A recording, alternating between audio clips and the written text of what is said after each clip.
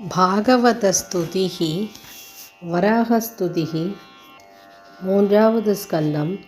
அத்தியாயம் 13 ஸ்லோகம் 34 45 வரை. வராகஸ்துதிः ऋषयः ऊचुः जितं जितं ते जितयज्ञभावन त्रयीं तनुं स्वां परिधुन्वते नमः यद्रोमकर्देषु निलिल्युरध्वरास् तस्मै नमः कारणसूकराय ते रूपं तवैतन्ननुदुष्कृतात्मनां दुर्दर्शनं देव यदध्वरात्मकं छन्दांसि यस्य त्वचिबर्हिरोमस्वाज्यं दृशि त्वं गृषु चातुर्होत्रम् सृक्तुण्ड आसीत् स्रुव ईशनासयोः इडोदरे चमसाः कर्णरन्ध्रे प्राशित्रमास्ये ग्रसने ग्रहास्तु ते यच्चर्वणं ते भगवन्नग्निहोत्रं दीक्षानुजन्मोपसदशिरोधरं त्वं प्रायणीयोदयनीयदंष्ट्रः जिह्वा प्रवर्ग्यस्तव शीर्षकं क्रतोः सभ्यावसत्यं चितयो सवोहिते सोमस्तुरेतस्वननान्यवस्थितिः संस्थाविभेदास्तव देवधातवः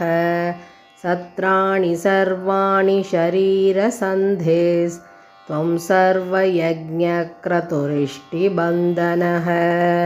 नमो नमस्तेऽखिलमन्त्रदेवता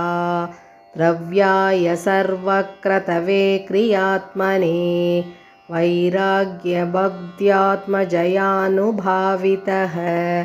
ज्ञानाय विद्यागुरवे नमो नमः दंष्ट्राग्रकोट्या भगवंस्त्वया धृता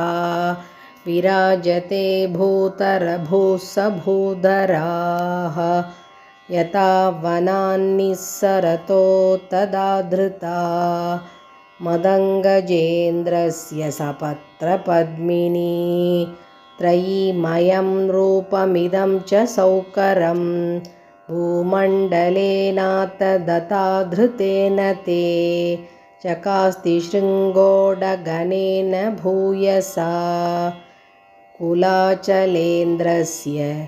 यतैव विभ्रमः संस्थापयैनां जगतां सतस्थुषां लोकाय पत्नीमसि मातरं पिता विधेम चास्यै नमसा सह त्वया यस्यां स्वतेजोऽग्निमिवारणावधाः कश्रद्धधीतान्यतमस्तव प्रभो रसां गताया भुववुद्विबर्हणं न विस्मयोऽसौ त्वयि विश्वविस्मये